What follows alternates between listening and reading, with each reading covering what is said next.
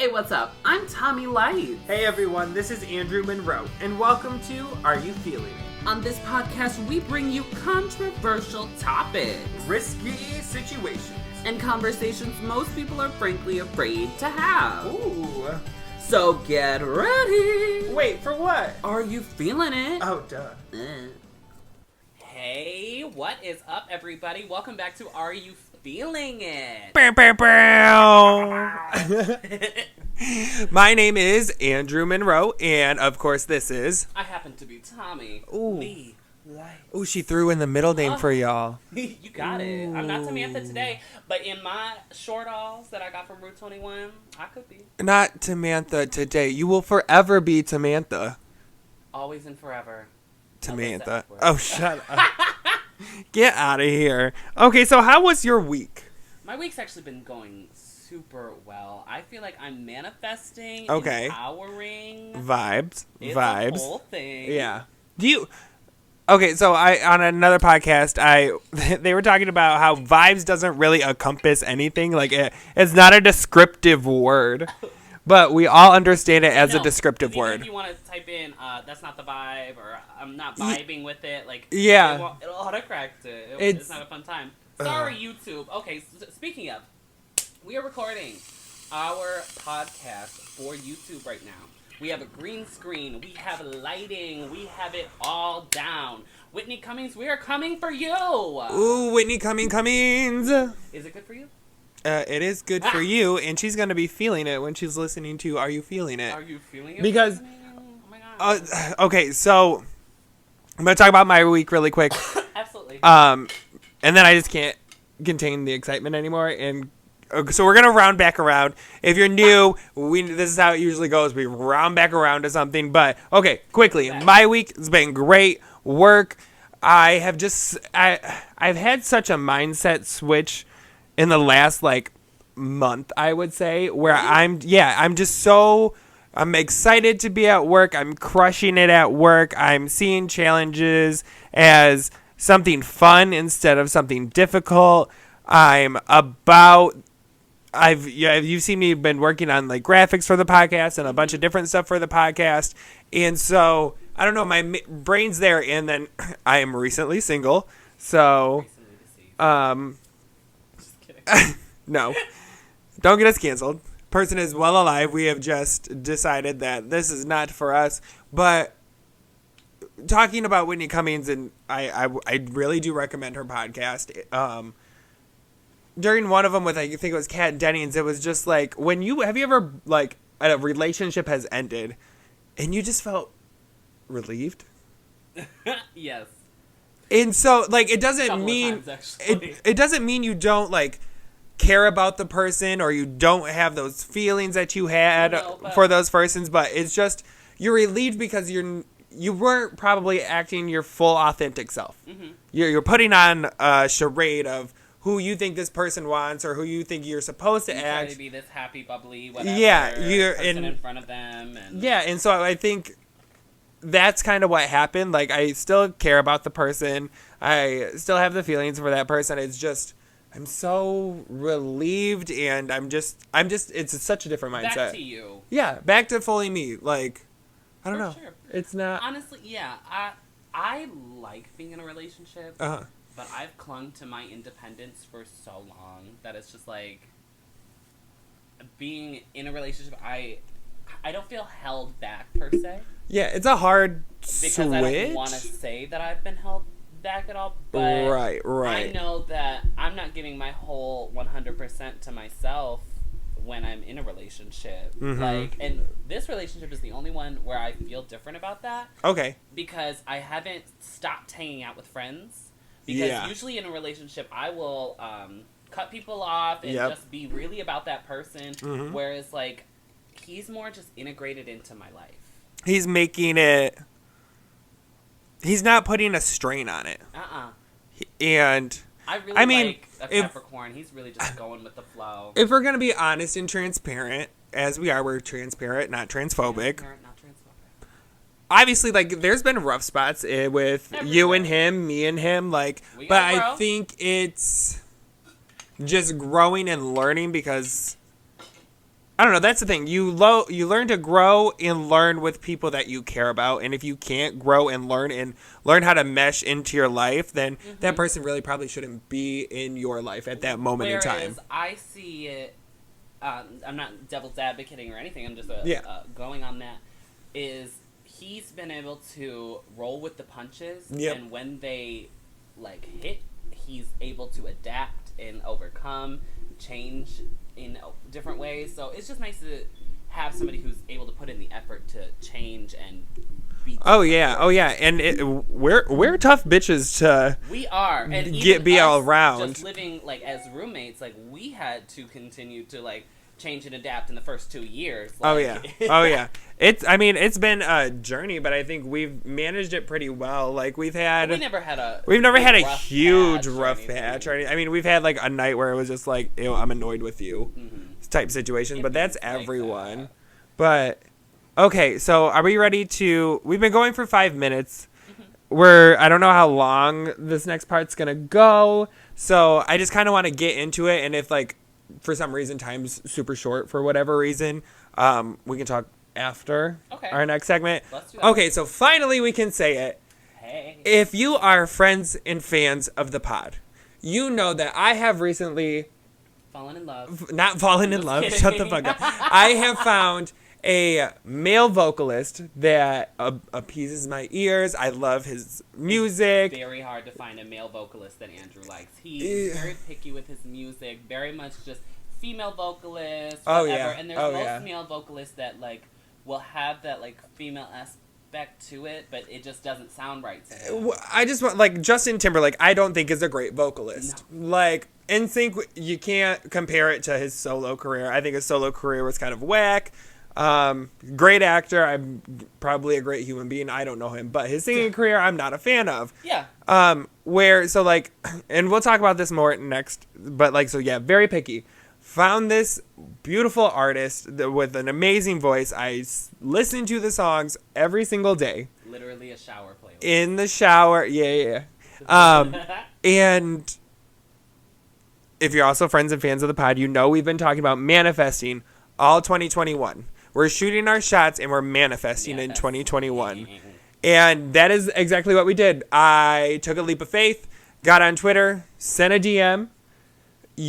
Normally do not send DMs to people that I look up to or singers, celebrities, whatever.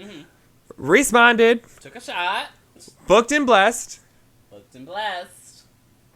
Tomi, who's about to come on the podcast? Okay, his name is Zee Machine. Woo! Singer, the TikTok creator, queer Zee Machine. Queer artist, amazing vocalist.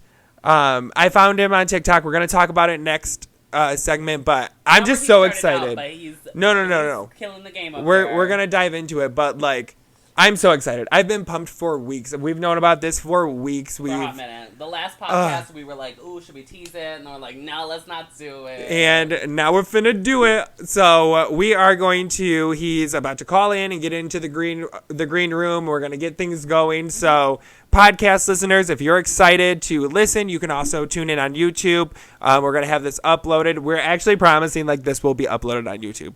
I know we have a bad track record before, but it's 2021. It took us a few months to get things into gear. We've been focusing on this. And then we have this lighting. Focusing on setups. So we're doing it. We're about to get ready. So hop on over to YouTube. If you're watching from YouTube, subscribe to us on Apple Podcasts, Spotify, wherever you get your podcasting services. And we're going to go that way and take a few hits and get ourselves situated, and we will be right back. All right. Hey, everyone. Welcome back to Are You Feeling It? Tomi, I am so excited, and I am definitely feeling my next guest. Who do we have here? Zee Machine. Hi. Introduce yourself. Welcome to the podcast. Oh, hi. Thank you so much for having me. We are so excited. I'm so excited to be here. I haven't done one of these in a while. I was honestly kind of I don't want to say nervous, but I'm I haven't, talked about myself in length in a while during this pandemic. I was I don't feel very interesting anymore. So I'm honored that you guys wanted to have me on here. Interesting to us. Yeah, that's why I have to beg to differ because It was maybe for a month I had been talking with Tomi, and even on the podcast, there's a few episodes where we were talking about singers, and I'm so picky when it comes to male artists. I just have an ear for like female artists because of their belting ability and their voice is just a little bit more melodic. So it's hard for me to really vibe with a male singer. I feel like queers kind of gravitate towards a female perspective a lot of the time in music. I agree. And so, like, I was just bitching with Tomi. I was like, I don't know a male, because I love singing, but I need to hear someone that sounds similar to me to sing along to. Mm-hmm. And I can't really do that with a female artist. No. Many try. Many do try. That's a car task, though. That is not with everyone else. Yeah. I've got a whole thing about that and like people trying to sing in ranges that they just can't. But we'll save that for another time. And then so I'm scrolling through TikTok and all of a sudden you just pop on my For You page and it's If I Were Your Boyfriend. It was that TikTok that you posted. And immediately I just went to Apple to see if you had more music and to see if you had music out, and I just instantly downloaded everything. Oh, I'm so gagged that song in particular. Also, I totally don't mind. Like, I'm not going to be picky as long as string it. It's If You Were My Boyfriend. Yeah. Oh yeah. The perspectives, it gets changed. But there are a lot of songs with like a similar like title. Like there's the Justin Bieber song. There's the Prince song. Oh yeah.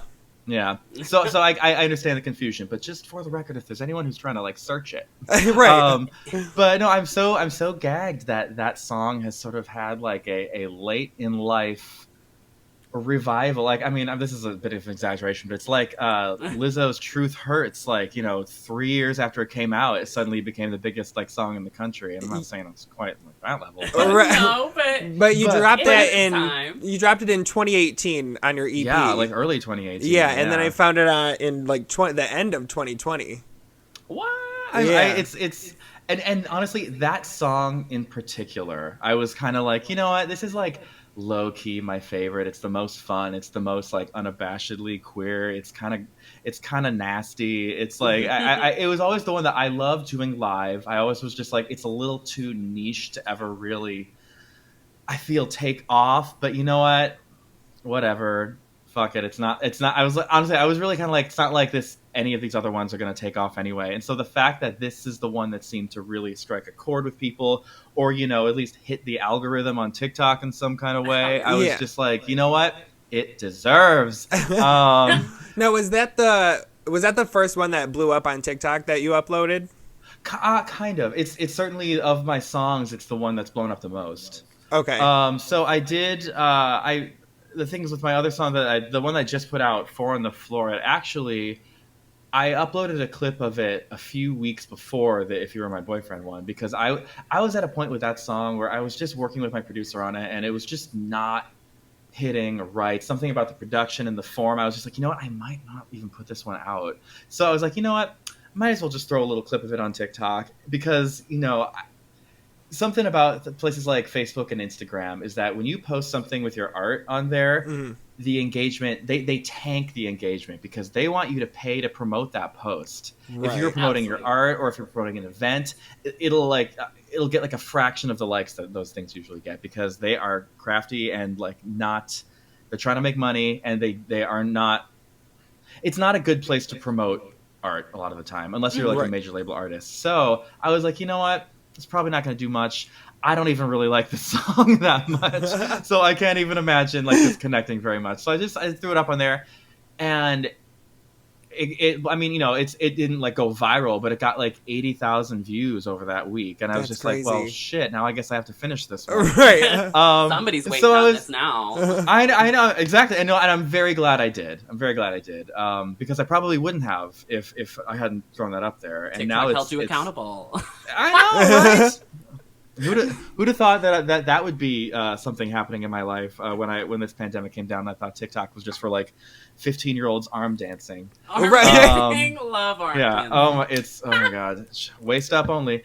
Everyone's gonna have great upper body strength in like 10 years. No. Oh my god! body strength. I mean, have you seen some of these like guys who are TikTok stars? They're like 19 years old and they look like Marvel stars. It's insane. I'm just like, wait till you're 30, baby face Ooh, all yeah, the way. I know, wait till those genetics kick in. Yeah, oh my god. yeah. I used to bitch about having a baby face. I'm like, I hate getting carded every time I go out to have a drink. And now I'm just like, nope, I'm reaching 30. This is Savor wonderful. that shit. Oh my god. I was like, you Wear can clock me at 22 all you want. That's so wonderful. right. Moisturize and wear sunscreen, babes. Yes, don't go to the tanning bed. Like, if you're pale, just live your porcelain life. Exactly. Or in makeup. So, it's fine. Oh my god. I'm just looking. Sorry, my boyfriend is he's trying to like creep in on the screen. Hi. Speaking. Hi. Hi. I know it's like an audio thing, but like here. Hi. Hi. There he is. Oh yeah, I jumped in on your live the other night. You're going through the Marvel or the. Oh yeah. Yeah. On a little tangent here, we are working our way through the Marvel Cinematic Universe because we watched WandaVision. I watched WandaVision a few weeks ago, and I was like, I'd really like to understand this. So yeah, you kind of got to go down a road trip. Yeah, but thankfully, almost all of them are on Disney Plus in order. So That's I was like, let's do that. Through that. Maybe I should take that dive. I had a whole binge for a week. It really helps to watch them in timeline order because then everything makes sense chronologically. I really think my last one was like Tobey Maguire Spider-Man. Was like the last time I did my toes. Yeah. Yeah. Vintage is yeah. Like 2002. Jeez. Isn't that the year? What were we saying a second ago? Before I got like distracted about some shit. Good. That song blowing up and you didn't. Oh yeah. That. Oh, just that. So I was like, anyway. So I posted 4 on the floor, and I was like, okay, fuck. I guess I gotta finish this one now. But it kind of got me thinking. It's like, well, let me see if this might work again. So I made one just for. And again, like I undershot it because I was like, let me start with the one that I feel like has the least chance of doing well, honestly. Like I feel like this is too niche, maybe a little like a little cheesy in a way, but like, leaning into it's a little melodramatic. And it just fucking blew up. And I don't know. I'm really honored. I'm really gagged and humbled that and in a lot of ways kind of validated that little song that I was kind of like, I feel like it's the most me in a lot of ways of all these songs because it's like it feels so light, like listening to it, because we went through a rundown of like your music earlier today, and Tomi was like, she really vibed with that one like off the rip. Like for me, it's so light and free spirited. And I think that's really why I vibe with it. Oh, that's interesting. Because I mean, in a way, I do see that like from a sonic standpoint. In a lot of ways, it's because that song is very much like. I mean, in all honesty, like in a lot of my relationships, I have been like a really shitty partner. Like in a lot of ways, like hey babe, like I've had a lot of trouble with like honesty and like being and like fidelity and like just being like forthright with the kind of a relationship I want, and coming to learn that monogamy, like straight like physical monogamy is like something that I don't know that I can do, and then learning that there's nothing wrong with that as long as you are like forthright and honest with your partner. Right. I feel it's like not for everyone. Yeah, exactly. And so I wrote that one like back in 2016, to be honest. I recorded it in 2017 and it came out in 2018. So it's had a long gestation period, and that was right when so that was like right at the beginning of a relationship where I was kind of still struggling with this idea that society puts on us that you have to find the one, and if your eyes stray, that you are the bad guy in the relationship, or that you aren't as committed, when really it's just human nature. Yeah, it's human nature in a lot of ways. It's learning to be honest and find someone who shares that same values and outlook on what they want in a relationship as well. But that was basically my song being like, Yeah, sure. I want things that, you might not want and my eyes might wander, but like, you're still the one that I like rather come home to, even though I might want to be getting off with someone else during the day. And it's kind of like, but that doesn't change how I'm feeling about you. Right. But that whole second verse, it kind of veers into some like, toxic, like gaslighty behavior that, I'm not proud of, but I feel like I'm also, owning up to, and I'm not alone. It's authenticity, and that's what people really connect with the song. I hope so. Yeah. Otherwise, I'm just here, alone on this island, just feeling like an asshole. So, although that's, not that that's changed. Well, and I think with the quarantine too, everyone's so crazy, and people are really finding out the relationship that they're in if they're quarantining with a significant other. Mm-hmm. And then they might hear that song or find it on TikTok and be like, well, damn straight. Yeah. Oh my God. I don't think I could have, done that, to be honest. Like hang on. My boyfriend's he's in the shower right now. So now I can say everything. Get it in now.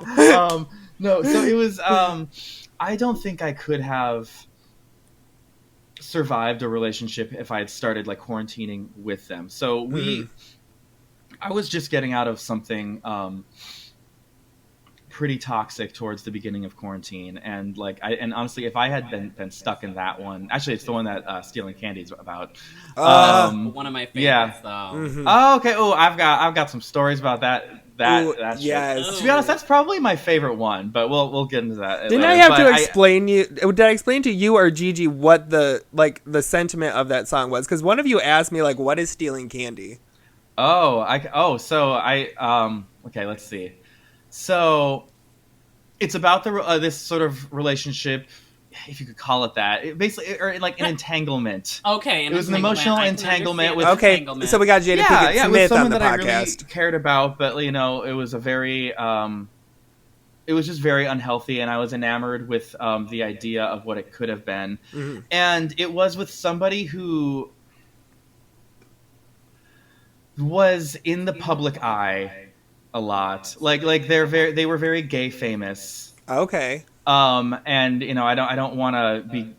Maybe I'll tell you guys off the air. Maybe. Okay. But it was hard to kind of go about my day and just go about my life and then not think about, because they would just pop up in someone an ad or something like that, or or their new HBO show is premiering.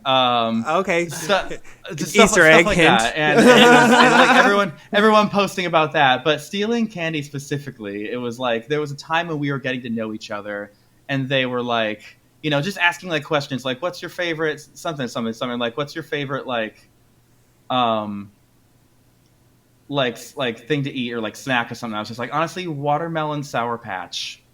Good. I was just those are my jam. First of all. And so anytime I would go over to their place, they'd literally have a bag of them stored waiting for me that. And it would always sweet. Be, and their bed and the living room were kind of conjoined. Mm-hmm. And so we'd just be hanging out laying on the bed, and I'd be hang on, wait one second. And I'd grab a handful, and I'd eat them and keep talking. So it's literal. But people don't really think it's a metaphor, but I tell them just to think of it as symbolic for a memory about someone that you wish you could forget. Mm-hmm. But every time you remember it, even though you were doing fine all the rest of the day, it ruins your day.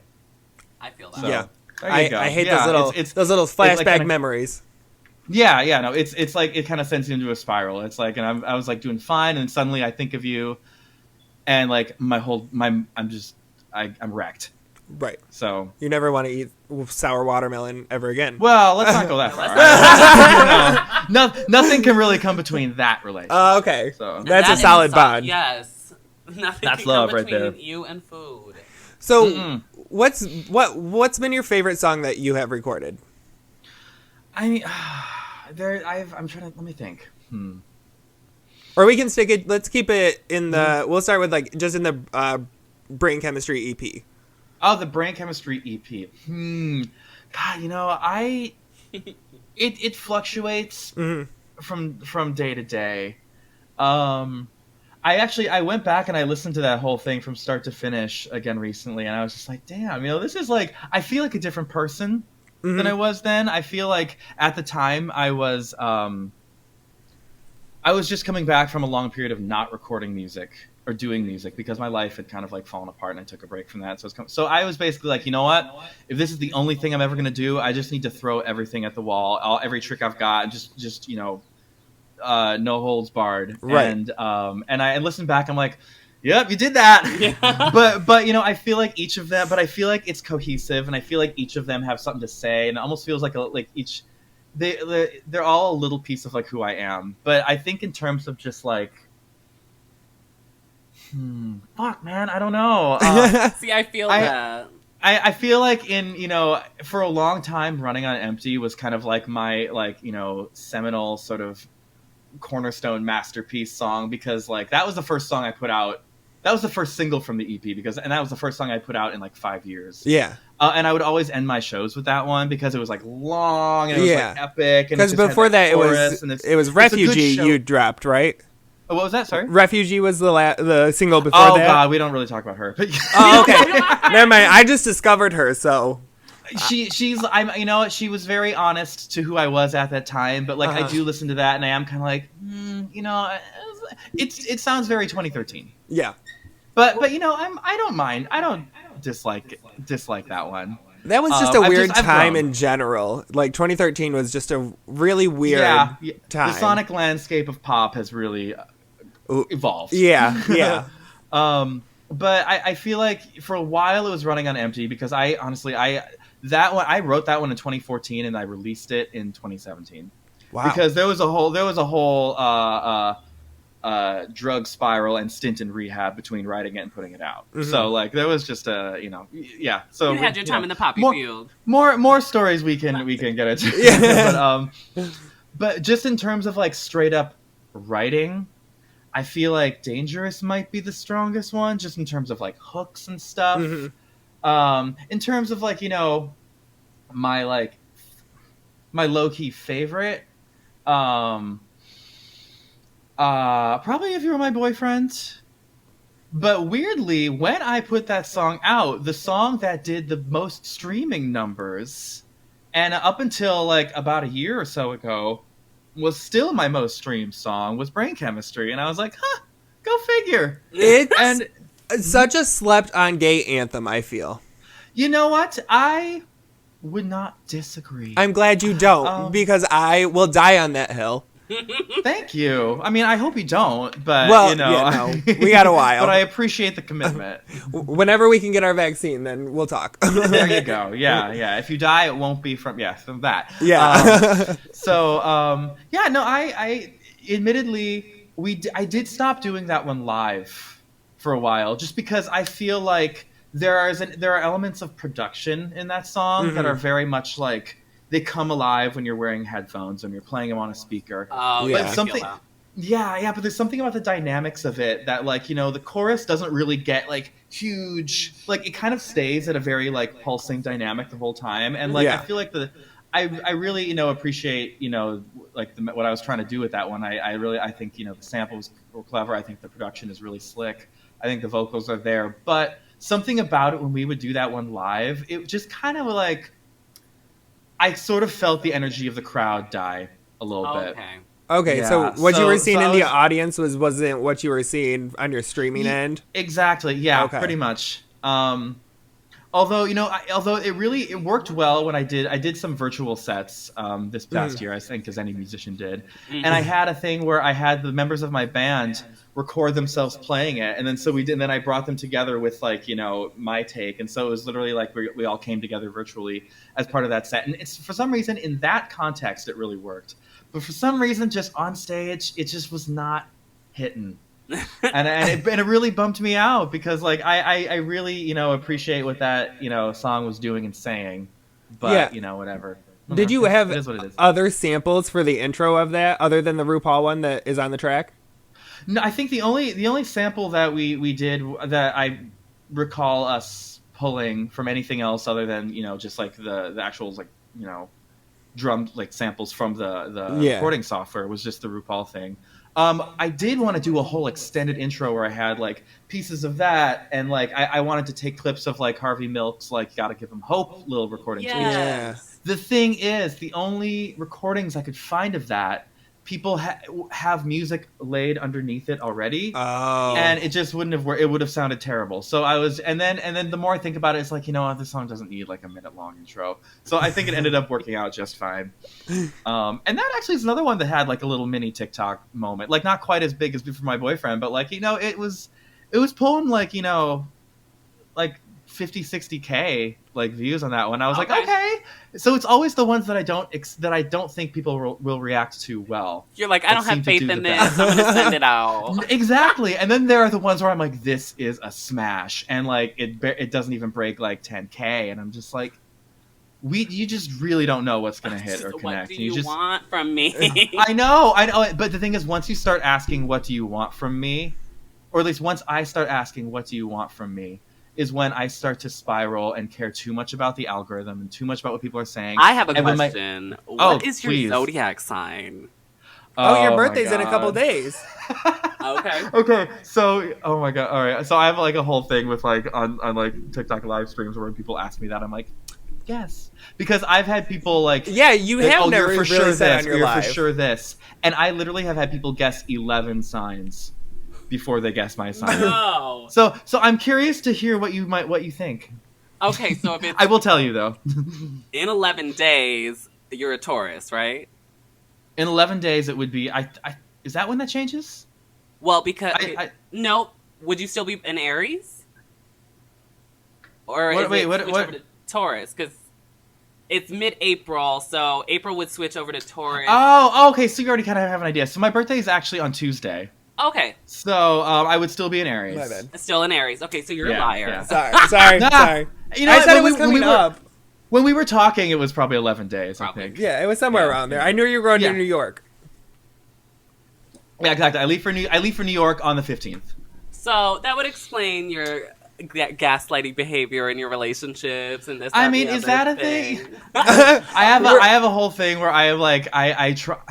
So Taurus or not Taurus, Aries are really caring people, but there's a point where they can like switch off their like ability to care for you, and it's just like monotone. I don't care. I'm gonna do what I want to do. Like vibe where they can shut people out like that. I definitely can, you know, like compartmentalize a lot of behavior of mine, which is something I'm not proud of. But, hey, they tend to be the most like sweet people once you like really get to know them. Like they're genuine, but in relationships they can be a bit violent, if you will. Oh wow! I mean, maybe emotionally violent. Yeah. You're not throwing hands violent. You ain't out here punching nobody, but I would. You could definitely fuck with somebody's head right quick. Oh, I mean, I've got a long list of ex-lovers. You know, gotta love the Starbucks lovers. I love Starbucks. But yeah, I'm just. Oh, I mean, as a former partner and employee, I can vouch that I am because obsessed. I was watching this interview with you, and I'll link it in the description in the video, where you said, because you went to Berkeley. Yes. And then you entered the Perez Hilton online contest a month after Charlie Puth did, and then he went on to Ellen, and then it went into how you were acquaintances with Betty, and she would come into the Starbucks. What interview was this? I have it wrote down. Hold on, let me find it. Oh no, it's okay, because I'm trying to think. I haven't done all that many, but like I can't remember which ones I've done. I saw that one on YouTube, and then I saw you were on Billboard and Instinct or. There was like the Instinct thing was like a year ago at this point. It was right at the beginning of the pandemic. But yeah. So I was at school at the same time as Betty Who and Charlie Puth. That's so crazy. And do you know a singer named Vincent? No. By any chance? Okay, I think he's kind of like he's starting to like kind of like break big, but he's like I literally he was think like good friends with Betty Who. My ex-boyfriend put a song on there on my phone of it. But yeah, so I went to school at the same time as then. Perez Hilton was doing his thing where it was like he was doing these cover song contests where he would be like, send me your cover of such and such a song, and I'll choose the top few winners, and I'll post them on my blog. And so, Charlie, there was a one where they did "Someone Like You" by Adele. This is back at the end of 2011. And Charlie Puth won that one, and that was, I think, the first time that he started getting any recognition or like publicity. And then that video started to kind of pick up speed, and then Ellen took notice of it. I had him and the girl who he sang with on her show. And then literally the next one, I won with a cover of "Marry the Night" by Lady Gaga. Yeah. And I was like, all right, Ellen, here I come. And it, that didn't come to pass. She wasn't about it. Which was fine. Yeah. And then later, Gaga goes and performs "Marry the Night" on her show. So I'm like, okay, work. I could have done that. Thanks. I mean, you need a feature. It's fine. But so I feel like, and now, Charlie Puth is who he is, and I'm just kind of like, you little son of a bitch. But you know what? Good for him. He's very talented, and he works, pretty hard. So I can't, it's bitterness will get you nowhere in this industry. But I did, and then I was in several shows with Betty Who. Berkeley would have these things where it was like, you like, there was one specific show you did where you like auditioned to be in it, and then like songwriters would submit original songs, and then they would choose singers and pair them with an original song that would best fit their voice, and then judges would decide which song would win. I was in that one a couple times, and Jess, which is Betty Who's real name, was in it. Oh. With did not know yeah. she had a fake name. Oh yeah, no, her name isn't Miss Who. Like Miss Who? Who? Yeah. I want to know. Miss what? Miss Y. What do you call it? So we were in a couple of those ones together, and then like when she came out with "Somebody Loves You" or whatever, I was fucking obsessed. I was like, it's so cool to have like this, like, she felt like my own little personal pop star. Right. Because like she was just, I was literally at her first show, and she would come into Starbucks. She's like, Jess, I think your new song is so good. She's like, oh, thank you so much. I'll have a grande soy latte and a banana. Yeah. So that would always be her order, but and then she says, oh, I've got a gig in New York now, and then that one video of hers where there was like that marriage proposal in like Home Depot to Somebody Loves You or something. The gays do it. Mm-hmm. That was like the game changer for her, I think, right there. So and from that point on, I was kind of like I sort of like lost like grip on her as like my own little like discovery. You're like, no. So, but literally every time she comes through town, I think I've seen her live more than any other artist, just because I feel like a personal little connection to her. Oh yeah. Oh yeah. I know. And then I was sort of like, she just seems so sweet. Like I've watched interviews with her. Like that's so cool. I'm sorry, go on. Yeah, she seems like a little. There's like a little delay that was like killing me. But she has always maintained like this perpetual sweetness that's almost like, I don't know how the fuck you do it, but when somebody who like starts to blow up and like their circle starts to drift away from you, and it can be easy to fall into that pattern of like, oh, they're probably forgetting anybody that they knew before and blah blah blah blah. Yeah. So I was at the GLAAD Spirit Awards, which is like the for Spirit Day that they do every October. I mean, I don't know if they haven't done it the last year, but I was at that in 2019. I had someone invite me to that, and Betty Who was there, and like I think I went out to like it was like the break area where like people go to smoke or something like that. I was just hanging out there because it was getting crowded, and she literally came out there, and then she came up to me and was like, said my government name, and I turned around and I was just like, I don't know. It just felt really nice because it's like I was literally like one of her. I don't want to say her first fan, but like that wouldn't be inaccurate. I mean, she was your personal little pop star. Right. Yeah, like I bought like a $10 ticket to her first show at You this knew like her tiny Starbucks ass... order and still do. Bitch, yes. Period. So the fact that she came up to me and remembered like my full name and was like, "How have you been?" and it was very nice. It was nice to see that she wasn't like. She comes up to you at the GLAAD Awards and was like, "Oh, hey, can I get a soy latte and a banana, please?" Oh, the thing is, if I had said that to her, that would have probably been weird. But, so that's so funny. Mm-hmm. And that interview was in 2018 for Dirty Water Late Night. Oh, that was a I remember that. It was like an online little like news segment that like a friend of mine is involved with. So Yeah. I remember that. It was a good interview. It was cute. It was cute. informational, and I approved of it. Oh, I was feeling it. Okay, good. I'm even if I'm not remembering it. And so you're actually originally from the Midwest. Indeed, I was born in Milwaukee, Wisconsin. Ooh, Wisconsin. Living your I cheesy know. Although I fantasy. have not lived in Wisconsin since I was 9, though. Okay. Oh, okay. So Does your accent ever creep back up? I never really had an accent. I mean, you tell me, but like I lived there till I lived Wisconsin, not Wisconsin. in Wisconsin. Oh yeah. My grandma definitely has an accent, but I lived in Milwaukee and Madison until I was 3, and then my family moved to Taipei for 2 years in Taiwan. Oh, and wow. then we moved back when I was 5. And then I moved to Beijing when I was 9. That's crazy. So I really only spent about like 7 years collectively living in Wisconsin. So I just don't. And then I've moved around so much since then that I just don't feel like any accent or like culture or one home has really stuck with me. So when people ask me where are you from, I don't really know what to tell them because very international. I say the world, the world, right my here. house. So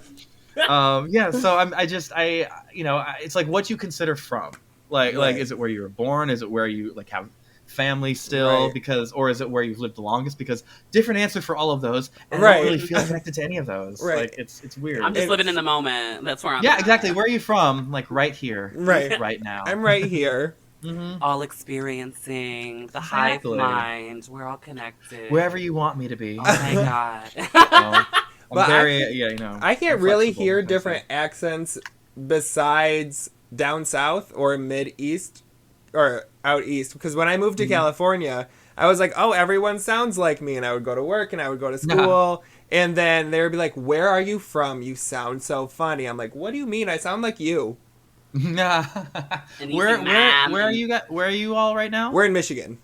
Oh, okay. Oh, nice. I have family in Michigan actually. Oh, so. where? What city? Yeah, I mean I think they're in Ann Arbor. Oh, that's 30 30 minutes from us. Work. Okay, nice. Yeah, I know that they've been there for most of my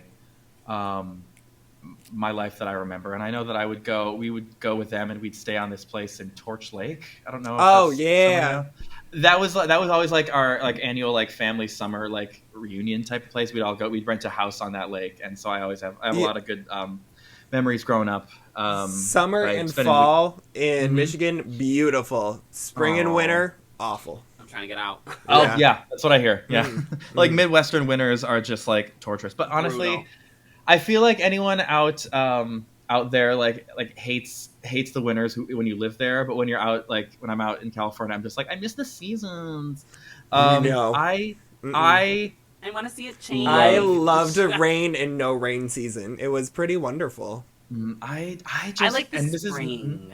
I don't mind it. I just don't like the inconsistency. Okay. I never know like how many layers today. How's it gonna change this evening? Like I feel like this is an unpopular opinion, but like I love snow. But that's also because I don't drive. So it's I mean that'll get you. yeah, exactly. But I don't know. There's something about it. It just makes me feel very like serene and kind of peaceful, and like it's almost like it's resetting the landscape and the world around me. Like it looks pretty, and I like to look at it, but I'm not going out there. No. Well, yeah, I don't need to go out there that much. But I see the thing is with like another unpopular opinion. I hate the rain. Same Nothing about the rain mood. is enjoyable to me. But people are like, oh, you can stay inside and like cuddle. I'm like, bitch, you can cuddle in the sun too. So shut the fuck up. Period. But when I like staying inside when there's snowing because I can just look out and I'm like, oh, I don't know. It's just something The so rain just pretty and doesn't makes do me it feel for warm ya. inside. What was that? The rain just can't do that for you. No, It doesn't the look rain pretty, makes it me just looks feel wet. depressed and cold and just like I just don't feel at ease when it's raining. I don't know why. I just think if it's raining, it should be a big ass thunderstorm, or it was worth nothing. I feel like if it's gonna rain, rain at night. Yeah, Right, so I can fall right. asleep to it. Yeah. Like, Exactly. Like I get that we need it. We need to hydrate the land is thirsty. Get it out of the way when I don't need to be out there. Trying to get to work when it's raining, I'm just like, there's no easy way to do this. No, and a gay man inconvenience is not a fun time. Oh, honey. No. Do you have a short fuse? Like if you're like, or like, are you a type of person that likes to live on adrenaline? Are you somebody that is always like a little bit like pushing it on time or waiting till the last deadline? I would say yes to those last two parts. I don't know. I mean, I guess so. I never really would have like considered myself that if you hadn't framed it that way. But I definitely if I have a month to do something, you better believe I will do it those last like 3 days. And that's that like dopamine that you get from like the like adrenaline from like pushing it till the end, and like that's. I don't know that I necessarily get dopamine from. Well, not doing it. dopamine, but I phrased that kind of wrong. But I think it's more that I just procrastinate and I'm lazy, and then it gets to the point where it's like you literally cannot wait any longer, and You're if you like, oh, don't shit, do I gotta this, get you will this be done. fucked. It's kind of like. Yeah, no, and like I don't feel good about it.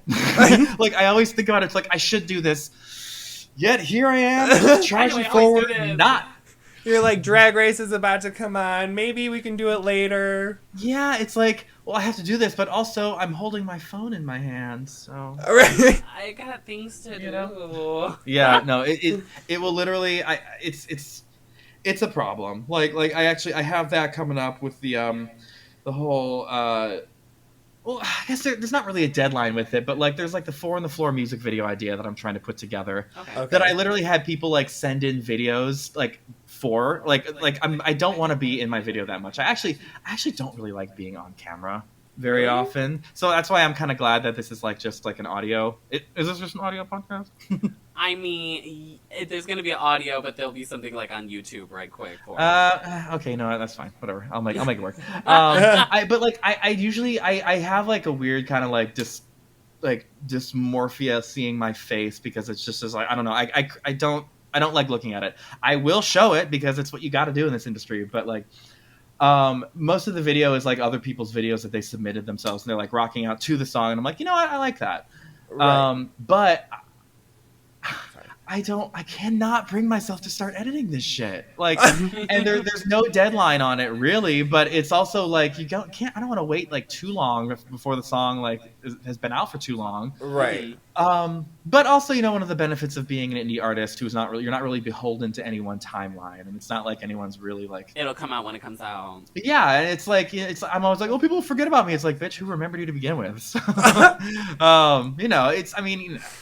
But also now that I've had a little momentum with the song as it is, I kind of like want to try to keep that going. But also who knows? This might be the easiest video for me to edit because it's really there's no really there's no like green screen like crazy cutting like effects that I need. Yeah, because you had what was it? Dangerous with the green screen mask? No, it was. Wait, for which one? Oh, no, Dangerous. Dangerous was someone else did that video. Oh, I could not have done that one. I did Better Off and I did Honeydew on my own. And that was a whole lot of. The green screen mask. That was Stealing Candy. Yeah, there we go. Yeah. That was that one I didn't do on my own. The last 2 videos I did myself. Though, Okay. Because we filmed Stealing Candy like February 2020, so like right before shit started to hit the fan. Yeah. But everything else, the last 2 videos I just did like in my living room over here. So That's awesome. I mean, I've certainly pushed the boundaries of iMovie. Because, the most rudimentary video editing software possible, where it was literally just me like, I'm going to lean into this DIY, deconstructed kind of look. But it's also like you have, I feel like if I wanted to do anything like really sleek looking, you can't really do that with an iPhone and a green screen on iMovie. No. Otherwise, it's just going to look. And Final Cut Pro is $400. Exactly. I think I'm gonna have to splurge on like at least a few weeks worth of Adobe Premiere. Okay. Because I wanna do something that more than just like a 2-person split screen, because that's like the most they will allow on iMovie. Oof. So you have, in order to do something on iMovie, I really had to be like, what? I'm not trying to make this look like a glossy high budge thing. I'm going to do some like stop motion stuff because, that'll always look a little janky, but like on purpose. Mm-hmm. So it was yeah. So I think like I've pushed the boundaries of what you can do with iMovie, but it's like if I need to do anything more, like I'm going to have to like, get creative. So we'll see. Oh, wow. It's me talking about this on this podcast is me trying to hold myself accountable. There you go. I'm thinking like while I'm in New York, because I'm going to be there for about a week, and I'm only really working for like a day and a half while I'm there. Mm-hmm. I'm like, you know what, bitch, you've got this hotel, you got this time to yourself. Just take a day or two and just like watch everyone's videos, lay them out, and just start it. Just. Just get a good cup of coffee and then just get right to work. Exactly. Oh my god. Like I could have, honestly, I could probably like have almost been done with it by this point if I had just really gotten down to it. Procrastinators unite. But we don't live in the past of the mistakes of what we could have done. We just move watch forward. Just watch me. Yeah.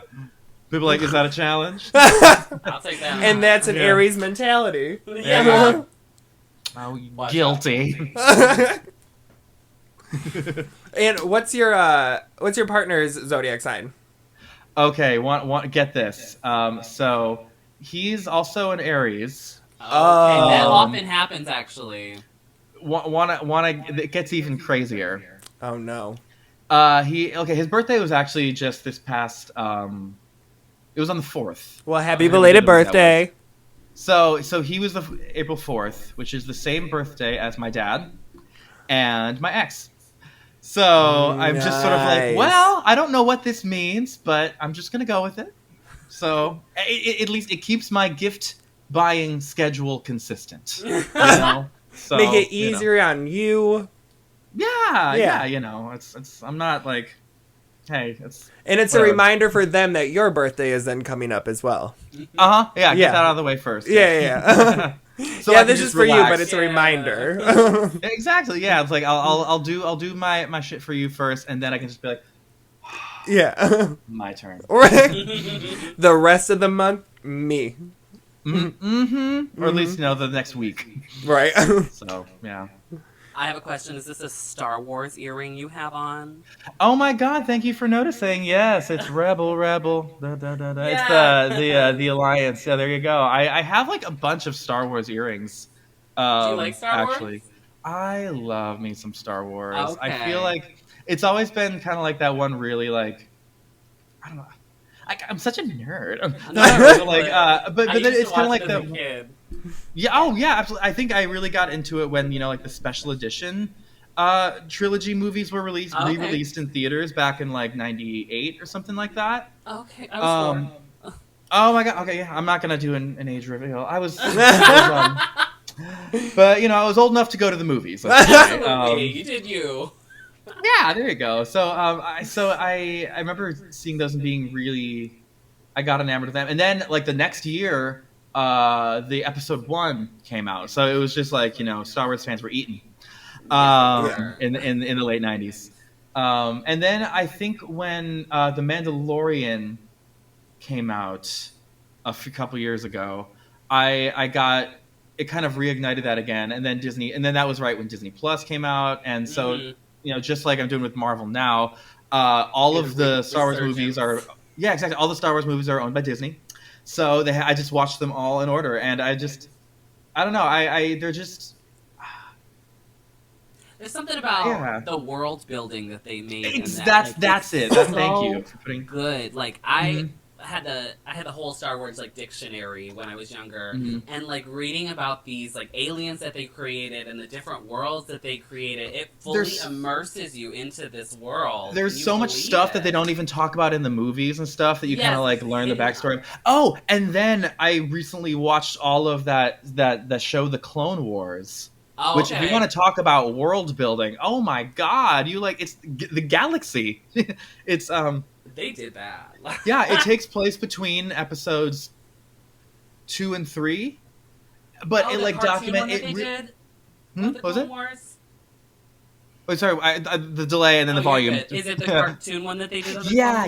Oh, okay. Yeah, it's like the 3D kind of animation cartoon one. It really goes into so much about, like Anakin and his Padawan, and like the whole what the galaxy was doing with like all those clones, and like the relationships between the clones and stuff like that. And I like that they brought the aspects of the stuff that they put in the Clone Wars into the Mandalorian and brought some of those characters back and really made them realize. Like Ahsoka.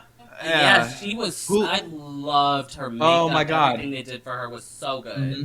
And she's getting her own series. For me. Yes, and she's getting her own series on Disney Plus now. Shit! Oh my god, I'm so excited. With Rosario Dawson. Who is it? Rosario Dawson. I gotta go. She was Mimi in Rent in the movie. Ugh. God, what else has she been? Good. What else has Rosario Dawson been in? Oh yeah. Yeah, that's the main thing I remember her from. But yeah, she played Ahsoka in the last season of The Mandalorian. And I'm so ready for that shit. I cannot wait for people to watch this. Now that the Skywalker storyline has come to an end. We got somewhere else to be. Yeah. I can't wait for people to watch this and to see that segment of Star Wars and them to see my whole confused ass face because I have no idea what y'all are talking about. Sounds wonderful. It was a good time. I feel like it is a type of series where, like, if you get into it later in life, it hits a little differently. Like I feel like a lot of it is there's a lot of nostalgia involved in it. It's the magic of it as a kid. Yeah, exactly. Like you it's such a fantastical world when you're like a kid watching this stuff. And then if you start it, like if you're like, in your like 20s and 30s and you're like, what the fuck is this kids bullshit? What am I watching? I think the last one I watched was the dude had the double red lightsaber. Yes! Oh my god, he is honestly, he's kind of like high key my favorite character. That's Darth Maul from The Phantom Menace. Yes, just that's that whole the one. scene. Like that moment when that second blade shot out. I chills every time. Gagged.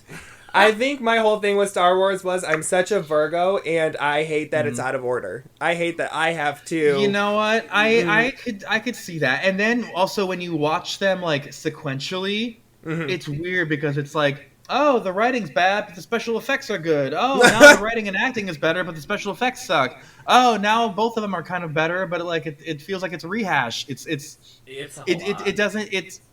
If you weren't like experiencing it as it's happening, it feels different. So yeah, it's a lot of work, and so I get it. I get it. I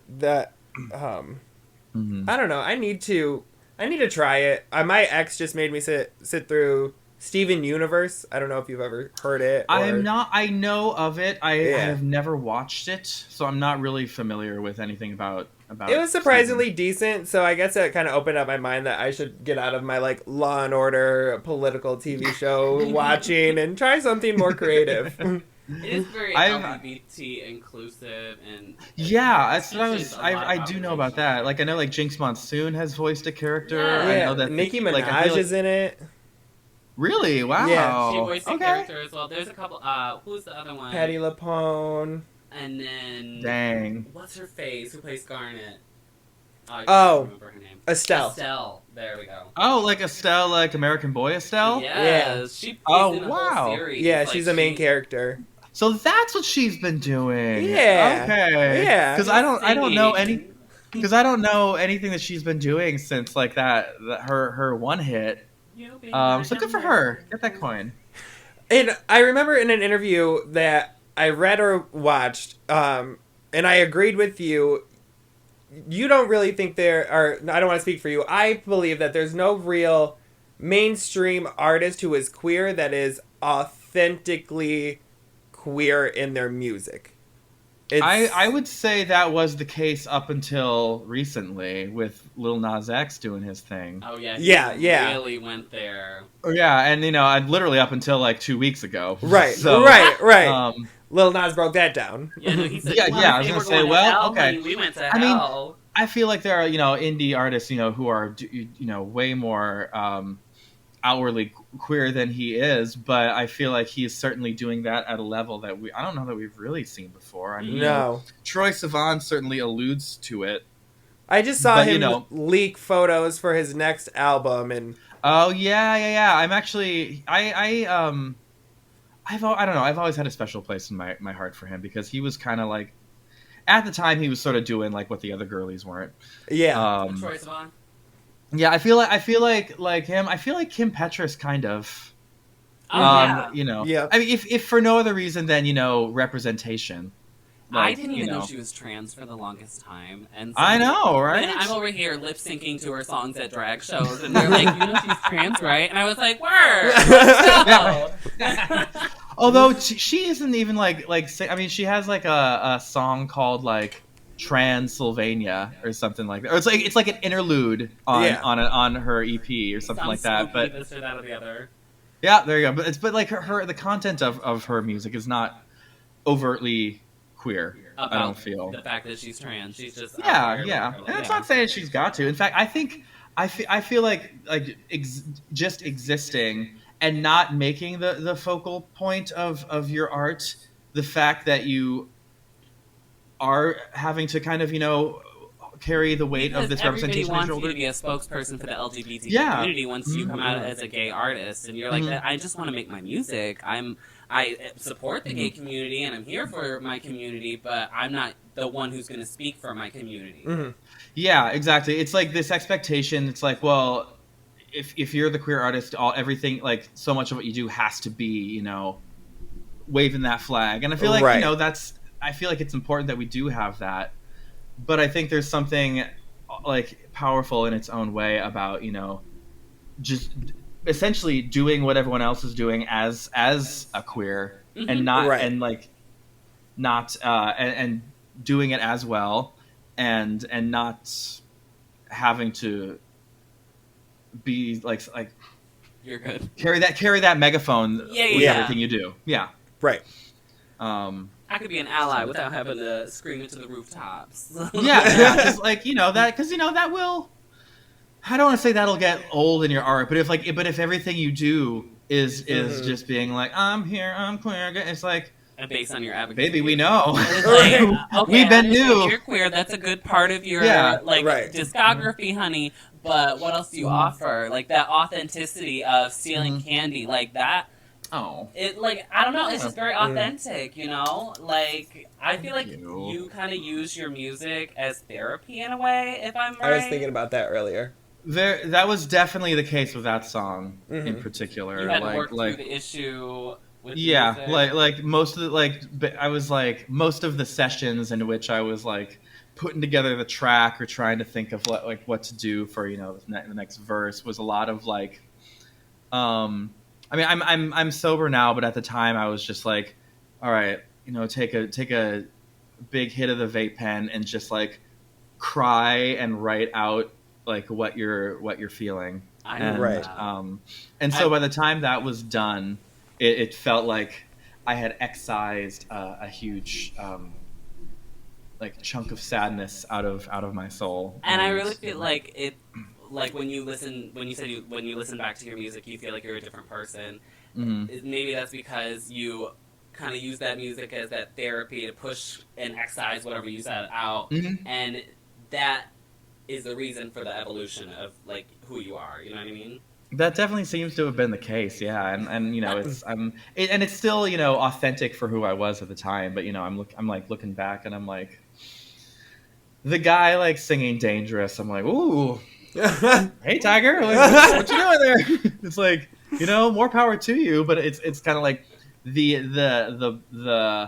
kind of like like bombast of that kind of music is something that I'm not going for that type of vibe as much anymore. But I'm glad that I did, because that was very much something that I needed to do and say at the time. Right. Now I do have to. It's catchy, so. Oh yeah. Now I do have to ask, because it is my personal favorite song. Okay. What was the writing process for "Boys in the Band"? Oh, that one. That one is like my top tier shower song. Oh, thank you. So yeah. Interesting. I'm glad you like that one. I do like that one, and I do feel like that was sort of me like stepping my pussy up a little bit from the first EP. I do kind of wish I could go back and re-record some of the vocals. I feel like it's not. I don't know if it's cool to like talk down about your own music. I think I sing it well, but I feel like I'm like. I don't feel like my vocals sound as like I feel like I've adjusted the way I sing a little bit, and I feel like I'm like trying so hard to like I could tell you ain't never before. And I'm just like I feel like I could mellow out a little bit on some of the delivery, but I do appreciate that song for what I was trying to go for with that one. It's sort of my my Velvet Rage song. I don't know if you were familiar with that book. Okay. So it's this book written by this gay psychologist or psychiatrist, based on his experience he's had working with gay men. And like admittedly, like the content, it's not the most intersectional. Like I feel like it mostly focuses on like queer men's experience. But I do know that. So many of the gay men that I know who have read it are like, oh my God, this is my life. And it's documenting about how, growing up, shame is such a driving force in everything like they do and become. And so they spend so much of their life compensating for that, and then grow up like without all this authenticity and like and it's especially how they have to sort of spend so much time like finding who they truly are, rather than trying to compensate for like who they thought they had to be growing up and who they were told. It's really a fascinating. I have the audiobook in it. I'd say like every couple years or so I re-listen to it. I'm just like, because there are certain points where I'm like, damn, read me. So basically that song was my Velvet Rage song, where it's kind of talking about how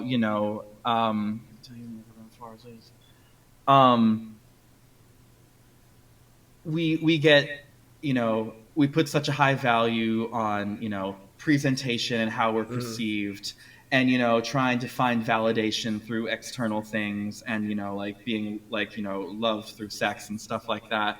But when, it comes time to being with ourselves, we will tend to lose that, and then our insecurities come out, and we don't really, and we need to kind of find an authentic form of. It's kind of like, if you can't love yourself, I was gonna get me a man. That sort of thing like that. It's very. I don't know that I've really even done the best job describing that, but it's basically. It's my Velvet Rage song. Maybe I'm being a little too cerebral about No, you're that. okay. No, I definitely understand what you're talking about with once you're alone, the insecurities come out. Because that's a lot of people are scared to just be alone, just to go do things by themselves. They're scared of their own opinion. They're insecure, Yeah. I really vibe with that. Like, recently in the last couple of years, like, I have found more security in just my own independence and listening to my own inner voice and being like, yeah, I trust that. That's fine. Mm-hmm. Good. Yeah, that's more than I feel like a lot of people can say. Certainly, and I'm certainly not saying I had found that when at the time I was writing it, but it was sort of like. It's just like it was very much a window to what that looks like. Yeah. Basically, how I'm trying to think of like a certain part of the song where like that second verse, it's kind of talking about how like everyone like loves you and like fawns over you when you're like putting on this presentation, and you feel like you're giving them life and everything like that.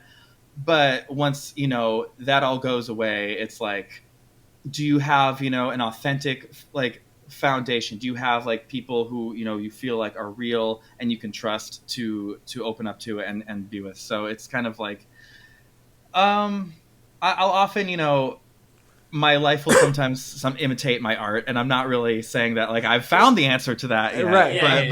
but it's definitely something that I have experienced. And in the Velvet Rage, they talk about how there are like different stages you go through. The first one is like the first one is shame, the second one is compensation for, and then the third one is like authenticity. And I feel like I'm constantly like going back and forth between 1 and 2, and then 2 and 3, and then back to 2, and so it's sort of like a your vicious cycle.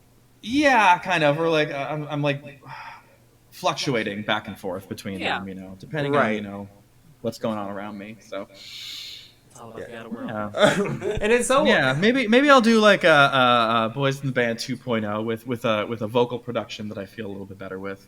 I would thoroughly enjoy that, and no pressure on my end at all. Oh my God! Stop it! So, are you working on anything new currently besides the music video? Yeah, actually, I am trying to get this one. I do have another song written. It's like, I'd say a good chunk has been recorded, and I'm trying to get it out within the next couple months because I feel like it will hit the hardest with the content of all that if I put it out sooner rather than later. And I've actually, I've got, I would say like 5 or 6 other ones that have like been started, but it's been a little hard to kind of, to get things going. Well, I'm in San Francisco right now, but the producer that I work with is in LA, and he's been pretty busy lately. And so a lot of what we have to do is on Zoom, and that's cool, but like, it's not really the same. Like when you're there, like, and you can kind of like work out the kinks, like on like real speakers rather than hearing kind of like the feed that's going through his interface. I kind of get it. Yeah. Yeah, and like it's the audio the is same kind of muddy, and like there's all this like audio like ducking where it's like it's like you can't really hear the levels, so it kind of feels like the ghost of like a recording session, shadow of a recording session. So I have a lot of stuff that I'm really excited about, but like I'm trying to stay excited about it right now because there's just like I've got a lot going on in life with like trying to move back to LA. I have a day job that I'm trying to do still. I'm trying to I'm with this new song that I'm trying to do right now. I'm in the stage of it that I kind of am with every song where, after the first 2 recording sessions, I'm like, fuck, is this song bad? You start that self-doubting, inner saboteur. Yep. It happened with Stealing Candy. It happened with Honeydew. It happened with 4 on the Floor. Where I was just like, maybe this song just is not good. You gotta stop doing that. I know, but you know what? I need to remind myself that this is part of the process. Mm-hmm. This happens every time. You're like, I've made it to this part in the process. It was great to check in.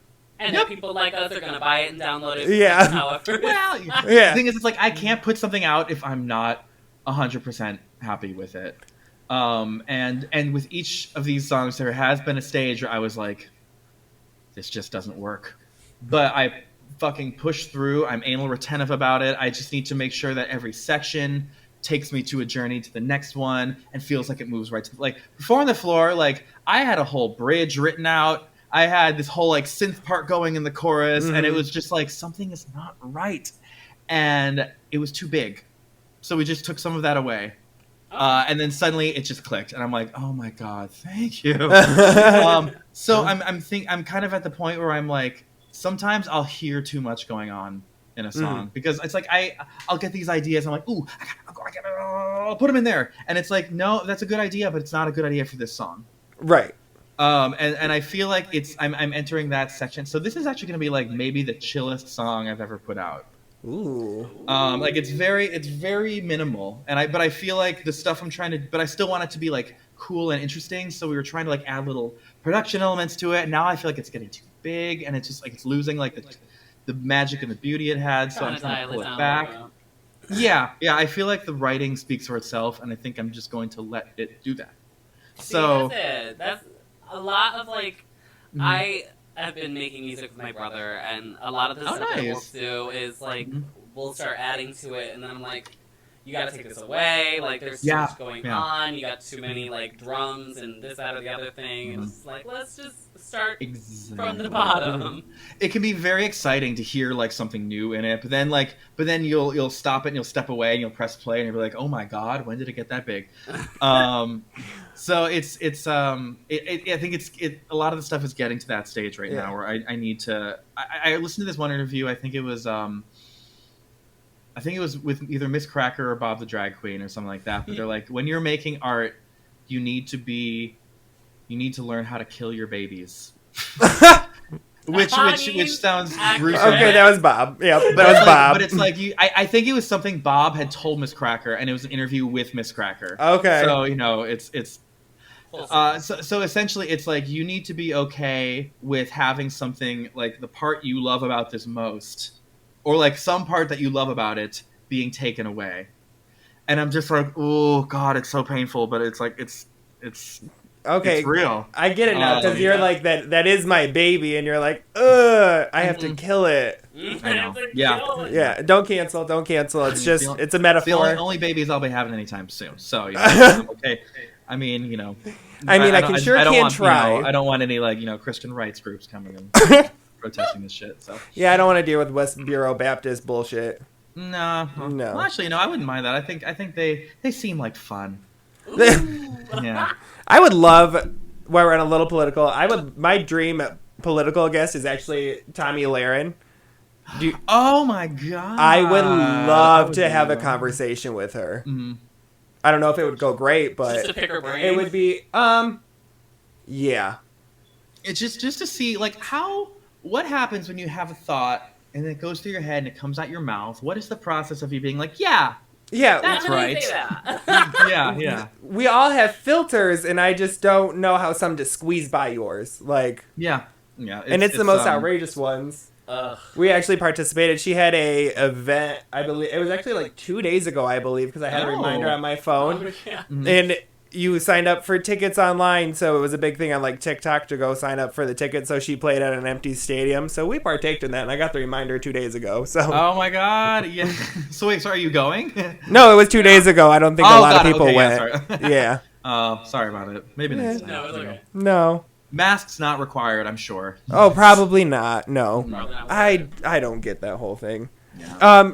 Do you want to ever branch out besides music into any other like art form or creative? I wouldn't be opposed to it. But I'm not going at the moment. Like something like acting is not something that I would actively pursue, unless like the opportunity just made sense, or not to be a diva, but like was offered. Right. Yeah. But also, right. I'm not at a point where I'm getting offers. But, Yeah. but it's just like I know my heart's not in it. Right. I think it could be fun, especially if it was like based in music, or if it was like, someone offered me like a 3-month run in like some role in a show. Right. Like that. Right. Like I think that would be pretty cool. Mm-hmm. I don't know that I have the vocal stamina to do musical theater, to be honest. Yeah. It's certainly not something that I am like opposed to, but until that feels like where my passion lies, it's not really. I don't think it's something I'm going to pursue, especially because like acting, it does not come intuitively to me. Especially like I used to act when I was in like high school and like just after that, but yeah. But I thought about it less, and I feel like now I'm like so much. In a lot of ways, I'm way more in my head and like conscious about the way people like perceive me, that like I feel like I would just like get paralyzed like analyzing every little like this is natural, right? It feels like such a different world to me that I just don't know that I can handle it just quite yet. Right. I think you'd be really great at voice acting, and that's just my own personal opinion. Really? Yeah. I appreciate that, because I'm actually very self-conscious about like, I don't know if you call it a lisp, but when I say my S's, they're a little bit like, they come out of the side of my mouth, and like you can really hear that in certain songs that I do, and I'm just sort of like, oh no. Every gay man and their S's, like they all have. Yeah. There's two things. There's one on the lisp. I used to have a lisp when I was a child, and it still sneaks out if I'm just talking too fast or if I'm just not thinking, it'll slip out. And I get thoroughly so pissed off because I spent like 3 years in speech class for this to still happen. And like, I don't know, I'm not to judge anyone, but I was in a class and I was just thoroughly confused. This kid next to me didn't know how to say his H's. How do you not know how to say Literally, anything? it's breathing. That's even when I'm like 7, I'm like, exhale. What did they sound like? I can't remember, but I remember there was two of us with lists, one with L's, and the other guy with an H. But at the end, we always got an ice cream party, so it was worth it. Yeah, I guess. there you go. You know. You can't talk. Here's some ice cream. Go for the speech, stay for the ice cream. Right. And then the other thing was, I'm kind of similar with you. It's very hard for me, and I'm growing with the podcast of being able, I'm not a fan of my own voice. So sitting there listening and trying to help edit or even watching myself, even as a dancer, any dance project I did, I never watched back. My time on any TV show I did, never watched back. Like, I can't do it. Yeah. Like full disclosure, this is probably the only time I'm going to be listening to this podcast. That is totally fine. You listened to the one where we first shouted you out way back when. Oh yeah, I was like, people are talking about me. Okay, I got to take it. Yeah. But yeah. I don't know. I lived it. I don't need to. Oh, right. Visit it, you know. I lived in the moment. Everyone else can. I remember what I said. Right. Sorta. You Yeah. know, it'll last me in 3 years. I'll be like, what interview was that? Right. Yeah. I mean, hey, it'll be just like the dirty water interview or whatever. Yeah. Okay, so we've had you for almost an hour and 15. Oh my God! Wow. I know. Time's been flying. So before we go, I want to do this. It's a kind of a game. It's a quiz. No. It's a 3-question quiz. It's a 3-question quiz. Yeah, it's a Freudian psychological quiz. Oh, shit. Okay. And so kind of just to get to know you a little bit better. All right, hit me. Let me pull this up. Oh Jesus! now I'm nervous. All right, I gotta find the right one. I think it's that one. Okay, yep. Okay. Okay, so the first question. I do not have a pen. Okay, we can remember. I'm gonna grab it. We'll cut this part out. Oh, it's right here. Oh, boom. The pen. She was sitting on it. Sitting on something. Sitting on a secret. Okay. And then I want to talk Drag Race before we leave. Did you watch it last night? Of course. Yes. Oh yeah, of course. Okay. So the first one is your favorite animal. And it doesn't have to be a pet. It doesn't have to be just your favorite animal. Honestly, snakes. Snakes? Okay, and then I don't know. I used to have one. 3 adjectives. Why? Like, why a snake? Like, is it because they are fierce? Because fascinating, sleek, mysterious. Oh, those are all good. Let's see. And I used to have a pet snake. So. Oh, what kind? Was it big or small? It was a small little albino king snake. Oh, those are cute. Yeah, it was cute. I can vibe. I'm 1 pigment away from albino, so that works. That was fascinating, sleek, and mysterious. Yes. Yeah. There you go. Okay. The next one, your favorite article of clothing. It doesn't have to be like a tuxedo or whatever. Just your favorite article of clothing. Is it boring? I'm just gonna say shirts because. Like what kind of shirt? Like a t-shirt or a long sleeve? Okay. Or baseball? You know what? Fuck it. I'm just gonna be basic and say tank top. Tank top. All right. And then three reasons why. Comfortable, breathable, shapely. Shapely. Yes, sir. There you go. Love that last one. All right, and the last one is, what is your favorite body of water? You know what? I'm gonna go back and say Lake Michigan. Not Lake Michigan. Lake Torch Lake. Torch Lake. Torch Lake. Okay, why Torch Lake? Michigan. Do I need to give 3 adjectives? Yep. 3 adjectives. Okay.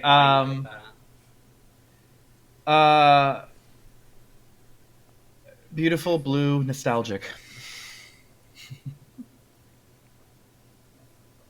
Okay. All right. So now we're going to tell you what these answers mean. Now, okay, are you ready for it? Okay. So, the first one was your favorite animal, and you said snake, and you said it was because they're fascinating, sleek, and mysterious. And that is how you view yourself. You know what? Sure. Does that track? Do you feel like that tracks with you? I think it's what I would like to see myself as, or what I try to be. I don't necessarily know if I succeed. Yeah. I mean, the fact that I have people not know my government name until we're several hours into hanging out. Oh, see? Noted. It took me until I watched that Dirty Lake or whatever interview to know the government name, whatever it was called, and I'll keep that between us. Mm-hmm. Okay, and the second one was your favorite article of clothing, and you said a tank top. You said comfy, breathable, and shapely, and that is how other people perceive you. So you're comfortable. I guess you're like a breath of fresh air, maybe. You're not like a cluster to be around. We can say that. And shapely, we can let your imagination run wild on that last one. I'll let y'all be the judge. Okay, and then your favorite body of water, you said Torch Lake, and that is how you view sex. Beautiful, blue, and nostalgic. If I had known what this was going to be for, I may have adjusted. Because I'm not really sure how those would apply to that. But you know what? Well, sex can be beautiful. Well, I mean, in a pandemic, nostalgic for sure. Right. It's been since 1942. It's been 84 years. Picture it. Michigan. Yeah. 2020. Michigan. 1930. So, what was I about to say before that? I have no idea. We were going to talk about Drag Race. Drag Race. Okay. So after that. So what is your thoughts on how this episode went? Who was your top in the performance and runway? You know what? I just going to start off by saying that these top 4 episodes are bullshit. Because filler. So I tweeted something earlier where I was just like, it feels like this, all right, top 4, who's gonna make it to the finale? Feels very like Charlie Brown with the football. Yeah. It's like, we think it's gonna go, maybe this time they'll actually eliminate someone. Right. And they just don't. Yeah. And it's like, I went into this knowing that they're gonna make them they're gonna make them do a whole verse. Mm-hmm. They're gonna make them lip sync for their life. They're gonna not give them any kind of useful critique. Nope. And I'm still gonna be like, who's going home? And I know no one's gonna go home, but here I am like a clown thinking they will. Right. And you know what? It is fun to see them all pull out all the stops and do their best. And I that's great. But it's it has no bearing on the competition at all. And especially when you gave us that kind of opening, we've had 72 episodes of Drag Race because you want to pull every twist. Why didn't you do something for the last one? Like a top 2. Yeah, that would have been even better. That would have been crazy. Oh my god. It's that's something they haven't done before. And that would have been something that I would have very much liked to see. I think this is a strong top 4. I think we know who the top 3 are. Yeah. Or if you are going based on track record, I think there is a very clear top 3. There's always that queen that's great for All Stars. Yeah, and I like all 4 of them. Oh yeah. I do think. Let's see. I mean, I feel like Simone has been the winner since the first week. Period. Mm-hmm. And I would agree that she would be a deserving winner. I almost feel like when I watch these competitions, I like kind of being kept on my toes a little bit. Yeah. And when it feels like someone is this inevitable winner this whole time, it kind of makes me a little less excited about it when it happens. Yeah. So that's why I would also love to see Gottmik win. Thank you. Thank you. That last episode, so good.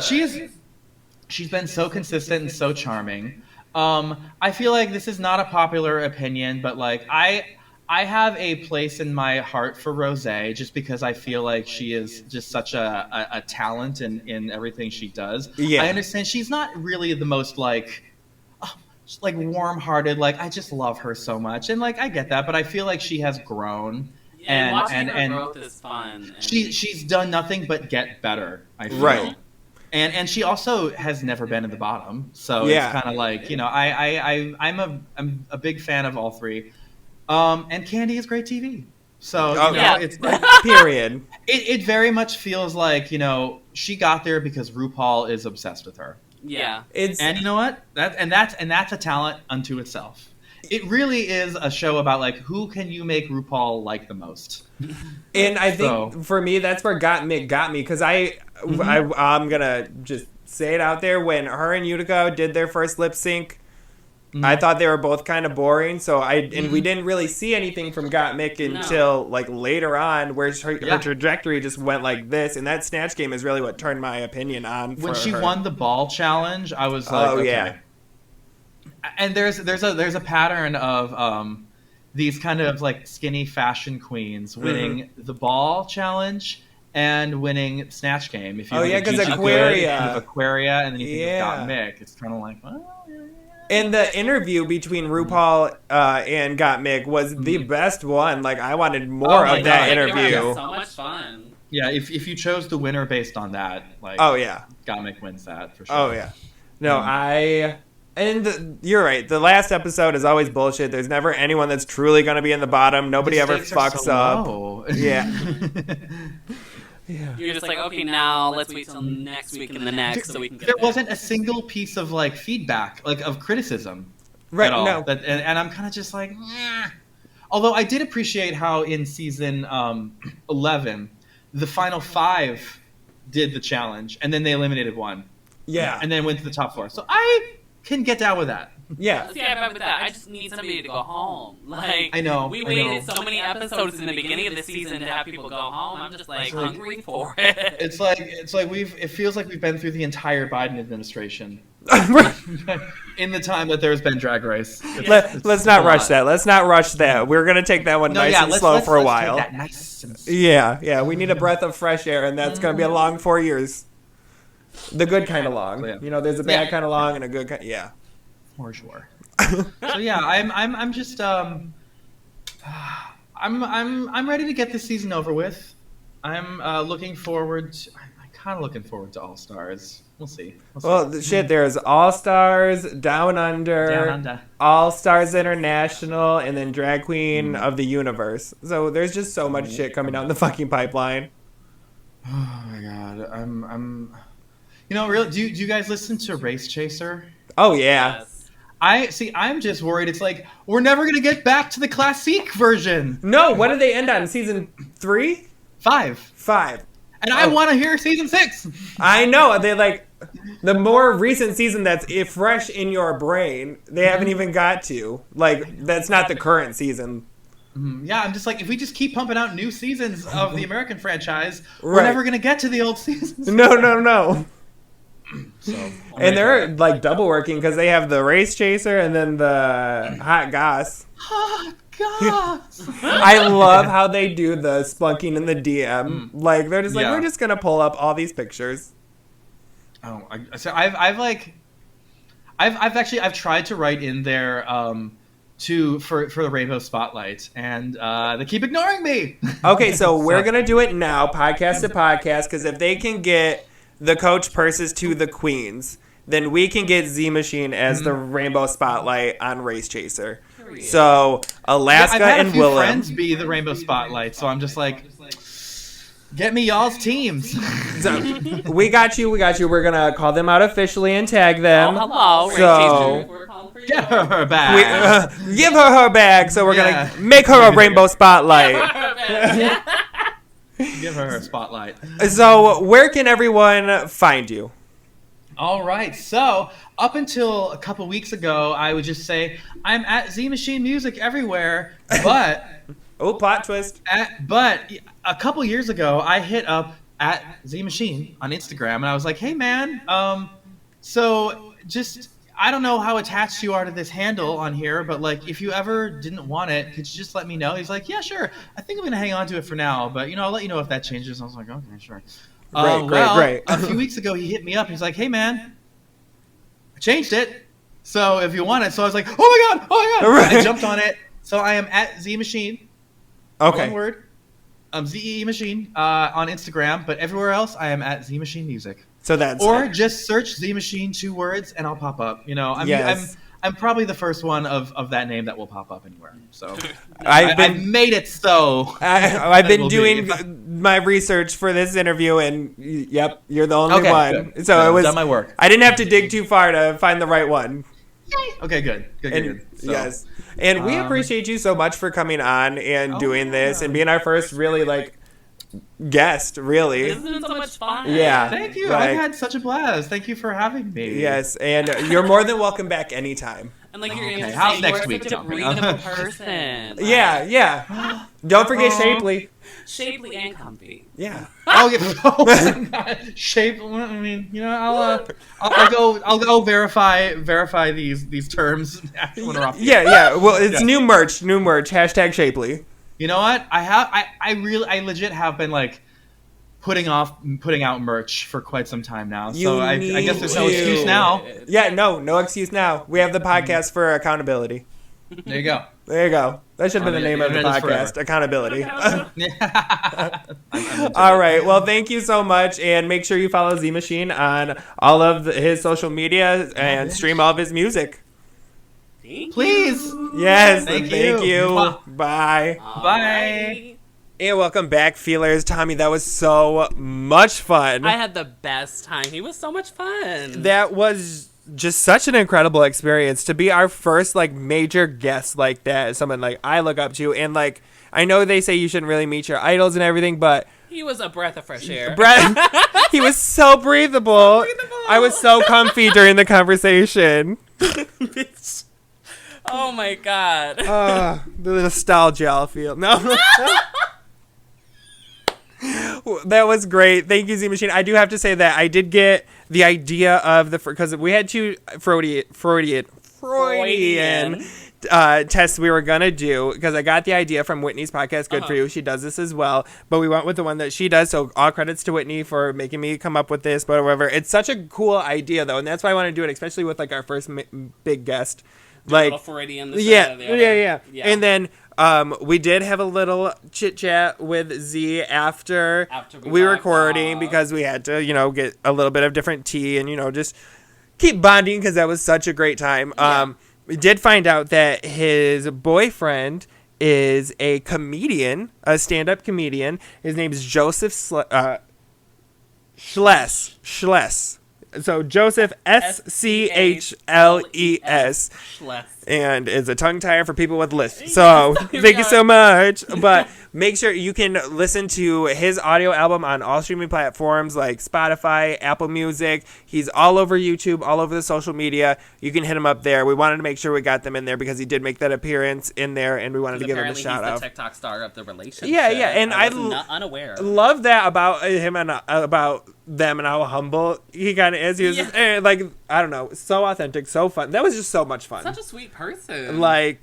I can't wait to do that again. We have another guest coming up next week. Fam. I was so excited. We'll release that information out soon, but thank you so much for listening. Tommy, where can they find you at? They can find me at Tomi Lee Lights, TomiLeights. That's a whole lot. Tomi Lee Lights on any social media, TikTok, the Snapchat. You can find me on the Instagram, the Twitter, and the Twitter. All just Tomi Lee Lights. Where can they find you? You can find me literally on every platform at Andrew Bo Monroe. Monroe, for some people, is hard to spell. It is Monroe. All social media platforms. Make sure you continue to subscribe, share this podcast with your friends and your family. It's a fun time. We are having so much fun doing this podcast, and it's fun to get to talk to people like Zee Machine and our guest next week, and all the people that we've already talked to, plus the people that we're going to talk to. I'm having the most fun just exploring other people's minds. Oh, yeah, and that didn't even, we call it an interview, but it really wasn't an interview. It was just hanging out and talking, and that's what I fucking love about this show, and I'm so excited. I'm so feeling it. But so make sure you share with everyone. Help us grow. We're manifesting this for 2021. We're going to do this. We love you, feelers, so much. Make sure you also, like we said, Follow Joseph Schlesch on all of his social media. And follow Zee Machine at Zee Machine Music or just Zee Machine on Instagram. And listen to his music. Highly recommend. Boy is a Band, the music. whole Brain Chemistry album. Just 4 on the Floor, the newest one. Streaming now. Go and download it. We'll be here next week with our next guest.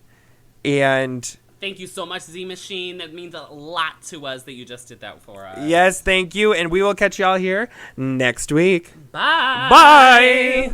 Love you, mean it.